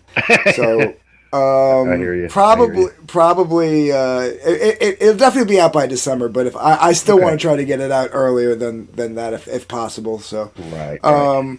So About halfway. We're about halfway through. okay. I should have Good deal. some finished pages, some more finished pages to kind of share. Hopefully in the next week. Update on the Yeah. Indiegogo there. Um, so are you doing the lettering as well? I see you're doing the pencils and the inks. Uh, Covers are done, so that leaves the lettering. Are you doing the lettering or scripting, or does it have to Uh, go to Abby and she's going to script it and then have it lettered? yeah. She scripted. She's doing the script. I'll do the letters this time. This time around, I'm not a big fan of doing lettering. I learned that when I did the ash can. Uh, But I'll do it. I'll do it this time around. now, how are you going to do it? You're going to do it through Photoshop, or are you going to actually, because you've already inked, you can't pencil them in, so you can do the layover bubbles. You know, Right. which way are you going to go? Yeah, I'm gonna do Clip Studio. I use Clip Okay, Studio. I'm gonna do all it right. digitally. There might be Oh, some. Clip Studio, Uh, yeah, it'll be easy. All right. yeah. And I've heard that from a lot of people, by the way, including my new colorist today. Told me your shirters Clip Studio is like I can letter just as fast in Photoshop. I learned how years ago doing a a project I had to do for my agency I was working for. So let's talk about the book for a minute. Sure. My understanding, we've got an FBI agent named Verily Wingate. Verly Wingate who is investigating murders, and it basically leads her down into a trippy experience in Wonderland. Well, it's not necessarily Wonderland. All right. It's got very Wonderland-esque vibes. Okay, all right, Um, yeah. Basically, she's solving murders. There's a serial killer. It's a copycat of her former FBI mentor, who was revealed to be a serial killer. Hence, okay, like the X Files meets Silence of the Lambs, because she needs his help right, to, right, right. track down the other. But in doing so, it opens up this path that she's going to start having like dreams that might not necessarily be dreams. They might be something else altogether. Gotcha, Um, gotcha. and then it makes her question her own existence. Like, is she the dream? So she's You yeah, know? so she's starting to, as anyone would if they actually encountered any Lewis Carroll reality, she's beginning to question her own reality, her own sanity. Correct. All right. Correct. So without spoiling the end, does she is this a one shot? Does she reach a conclusion to her story arc in this book, or is there going to be a follow on to complete? There's going to be a follow up. I think I'd like it, and Aubrey's trying to do so. I'd like it to be something that can be a self-contained story, but if you want to read more, then you would get the second one. So there wouldn't be an overall necessarily ending, Hmm. but you wouldn't really. I'm hoping to make it so that you wouldn't get that vibe. I'm trying not to do a cliffhanger thing. You know what I mean? Right, Because exactly. you know, Especially not in a but 48-page book. right, Yeah, like I want it to be like a chapter in a story that could like you have could another read this chapter. Yeah, be fulfilled, but maybe you didn't like it that much, and you don't have to go. You feel like you have to buy the next book to get the end of the story.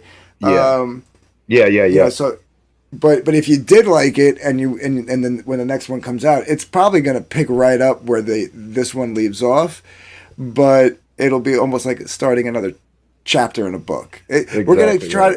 try to do it Or it's a sequel.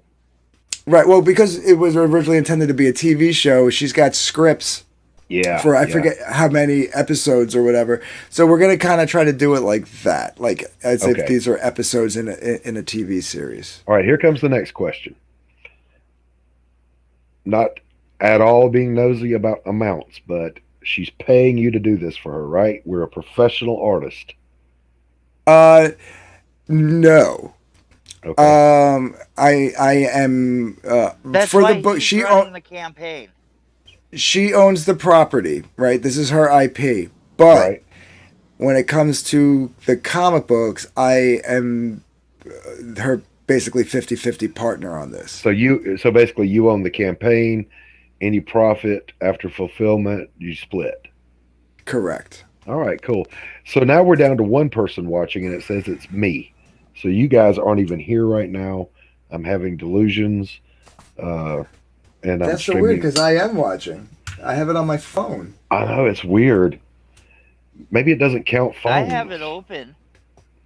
I have it open on on a my tablet. other screen in another tab, so Yeah, it should be counting me. that's just weird.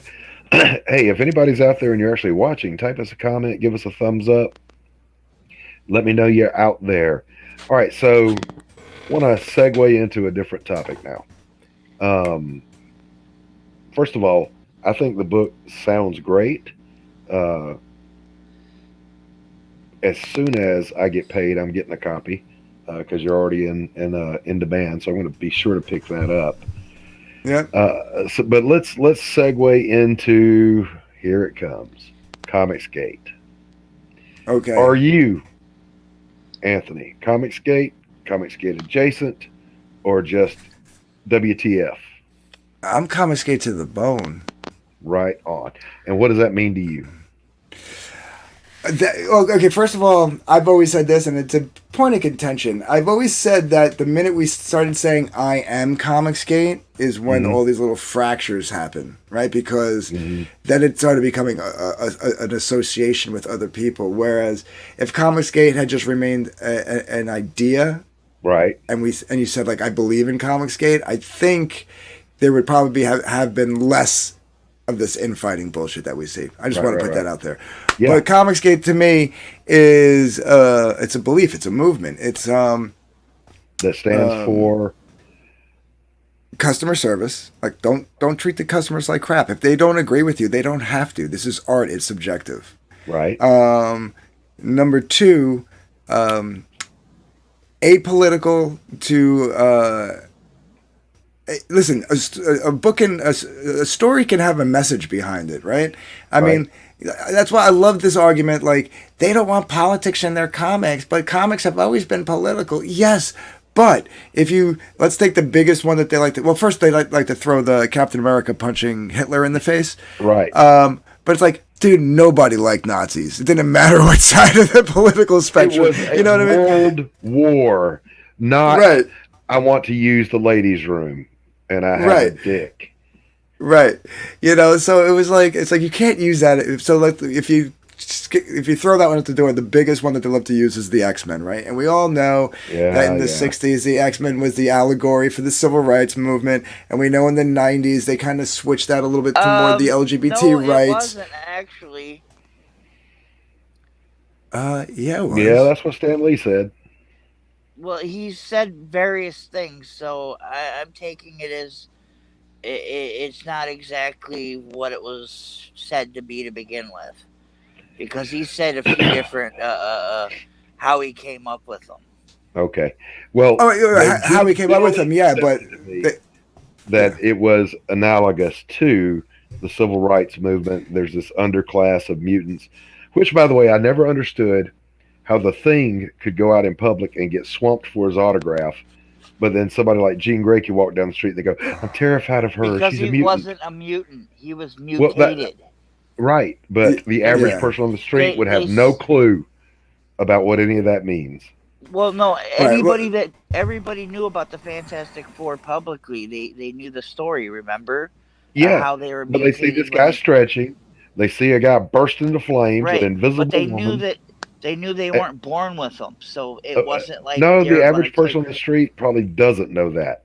Like most of us right now don't know that what I'm Kiss, saying, the biggest name band in history, Kiss, came from a band called Wicked Lester.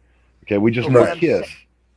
But what I'm saying, inside the comic book, okay, everybody knew how the Fantastic Four, their origins.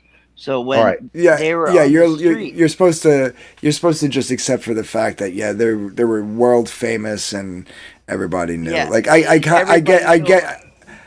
get But what it but is. then if you that's what they saw were going at. That okay, it but then was if you it was saw the different for Beast non-mutants in as his blue versus form, mutants. why would you not think, oh, he had a similar experience as Ben Grimm, so therefore we're not afraid of him? No, they go, Right. oh, it's a mutant of Yeah, I horrifying. mean, the plot hole and the continuity between the interlinking of There's a the giant different plot hole in everything. characters. There Yeah, is. Yeah, you know, like you know what I mean, like why didn't you see a lot of that in like Avengers books and stuff? Because it was kind of exactly. like that was the storyline that you were I mean, Spider-Man kind of got a little bit of that. You got to admit that. You know what Yeah, I mean? yeah, Like Well, a yeah, little because different. Fantastic. They thought he was a mutant at first. Fantastic Four did, yeah. but found out he He's wasn't. just a And freak. yeah, All right, Yeah, so but so so anyway, no, you have a message. Just please do it artistically. Don't ham-fist it in. Don't make like books. It didn't matter what side that like the creators took back in the day. Like they made a book that like if somebody on both sides of the aisle read it, they both walked away satisfied, and nobody walked away feeling like they were put alienated. simply, they didn't force it down your throat like they do now. It was well, the way in the another way Right, of but they background. saying they also vilify 50% of the readership. yeah, the way Well, you no, I'm talking the about way the it is 80s when now. they did have politics. It wasn't Yeah, forced down your throat. It was yeah, the way it is subtle. now It that was makes it part of the different story. is you want to Now, be deliberately offensive right? to an audience. It's all about the Yeah. politics and not about the Exactly. story. Well, Back in Exactly. the right, yeah. 80s when they did it, Good it was story and about art, the yeah. story and not the politics. Right, Right. right, right. Like There's always been let's call it what it is, right? Riri Williams, the Ironheart character, that story was done already with Rhodey back in the 80s. Exactly. You basically people say, "Oh, you race and gender swapped Tony Stark." No, you just gender swapped Rhodey and Yeah. rehashed the same exact fucking story. Just Right. the only problem is we didn't care about this character because we didn't know who the fuck she was. At least Rhodey made sense. He was there. He was Tony's friend. Yeah, He was yeah. an established he character. So right, but he that's replaced two out of the two. Tony That's as Iron Man for a long time because right, of his drinking problem. right, So right. we already had him established, and so Yeah, it was natural that he would be Iron Man because he was yeah. And you know what? When Yeah, he was doing that, that's what exactly what they I was threw saying. Yeah. they threw in the whole but we Rhodey didn't say, see him you as know, black should I take or my white. helmet He off? just Are they gonna? What are they gonna think if there's a black man under this helmet? But that was it. They didn't make it the driving force. They just they No. were aware enough to say that yeah, this is something that would go through his head. yeah, Sure, but but they didn't beat you over Tony the head didn't with it. care Yeah, Tony didn't care, and it turns because out the he was Avengers didn't care. right. Yeah. And Right. unlike So nowadays, right. So that's two of the three what I call pinnacles or pillars of Comicsgate. Right. It's a Which one good, did I already good say? customer I said service, the apolitical, apolitical, and good art and good story. yep. Well, I would call the other part of that the anti-cancel culture, anti-SJW. Yeah. Well. Yeah. Yeah. Well, that I think is just the bow on the top, right? Like everybody Yeah. should have a space to be able to create what they want to create. Like I'm not saying SJWs can't make SJW comics, just don't fuck up legacy characters and make your books. Right. And the people who want to buy your books will buy your books. And the Yes. people who want to buy mine will buy mine. And the people who want to buy Docs will buy Docs. But Yeah. like you shouldn't be Yeah. blacklisting Bring in the new warriors. no, okay. Here's my take on it. If you're gonna swap a character out for another one, Mhm. have it part of the story. Just don't do it And you can't come out of left field with that crap. just to Build do it. it. It's kind of Yeah. like when Walter Simonson turned Thor into a fucking frog. It was part of the Frog. story. It was Yeah. great. It was Yeah. beautiful. Or Walt Simonson was a hoot. yeah, I love that Well, guy. right, like it made sense that Dick Grayson would take over the mantle of Batman. And the great part about it was they made him do it reluctantly. You Yeah. know what I mean? Like, and it just, you know. Right, and that's what I'm saying. It's got to be part And they of did it the whole without thing. a social agenda. Right. And Because it's not to make- politics we're talking about, folks. It's culture and social appropriation. Right, and then and like let's listen. Sam Wilson, I think, is a great character. I think the Falcon was an awesome character. Yeah, Uh, when you made him Captain America, you literally destroyed a black man's identity and gave him a white man's identity, and I agree. called it progress. I agree. Falcon filling in for Cap is as natural as Rhodey filling in for Iron Man. Same thing for Winter Soldier, Bucky. But ultimately, there's only one Captain America, and there's really only one Falcon, in spite of the other guy that assumed the role for a while. I always liked Falcon in and of Yeah, me himself. too. He Yeah, didn't need to be Cap. I liked him. yeah, Of course, it depends on which version of him, because I think he's got like 5 origin stories now. yeah. It's true too. But yeah, it's you know what it is, and they've admitted this, that the reason why people go, why don't you make your own characters, blah, blah, blah, because they know that it would take too long. They want they want their Instant propaganda fix. out there now. Yeah, Yeah. they know that if they took the time to create a character that appears in appears in the Spider-Man book, and then Uh-huh. maybe they appear there 20 issues again later, and the Yeah. character catches on, and then maybe you get like a backstory in a Marvel Comics Presents, and then maybe you get like a 4-issue limited Right, series, right. and then you finally get an ongoing series, and then 5 6 years later you finally have an established character that's popular with the fans.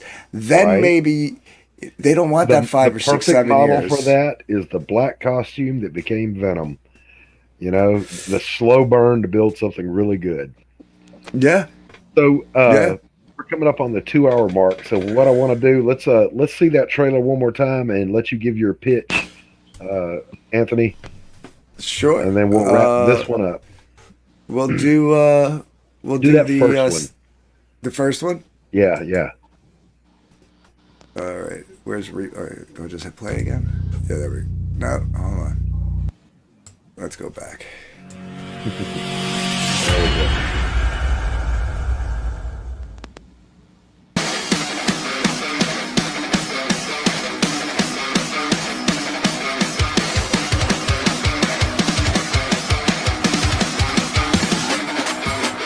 What happens when the X-Files meets the Silence of the Lambs?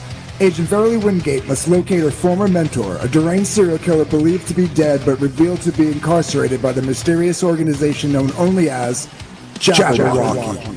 Convinced he's the only one who can help track another serial killer hell-bent on hunting her down, this journey will take Verily down a rabbit hole of psychedelic terror. Dreamscapes, alternate realities, and past lives, she will encounter alternate versions of herself and those that she knows. Is she the real Verily? Are any of them? Nice.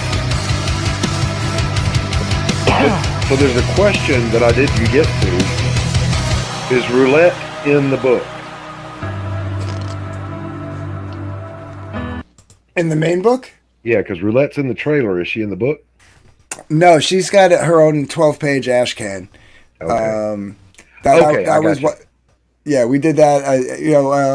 And it's toyed with that they may be in the same universe, depending on what universe of Verily's turns out to be real.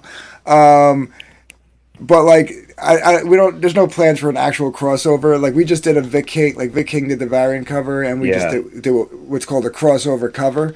Kind of like what Ethan did with like the Cyberfrog Vampirella covers. Right.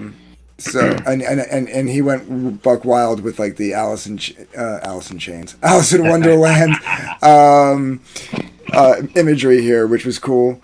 Which I liked. But no, the Roulette takes place in it's its own separate story. We got the pitch in the trailer for Hunting Alice, but Roulette is a trauma therapist who takes it upon herself to enact justice when justice escapes the perpetrators of her patients. Outstanding. So, like your witch character, if your witch character wasn't a strong, independent woman and took it upon herself to enact revenge on her attackers and was a patient of Roulette's here, Roulette is like the Punisher, She'd go get Electra them. type character. Yeah, That's character. that's the same sort of thing that Assassinette the Mind Stalker was doing. She was a psychiatrist, and she had the ability to enter the subconscious physically and manifest herself there. So she would go in and through those experiences, she would fight their inner demons and blah blah blah. Oh, cool. So it wasn't my book. It was another Dixon, Bob Dixon, Pocket Change Comics that I penciled for. So, guys, we're going to wrap this one up. This is Hunting Alice by Dark Gift Anthony Romano. Go to Indiegogo, get your copy, and it's in demand right now. And I thank you for watching this later, not for joining us because there was no one here. Andy, thank you so much for popping in. Before you guys go, I'm going to No end the problem. broadcast, but don't leave the studio yet because I got a couple of quick questions for both of you. Cool. Okay. Thanks for having me. My pleasure.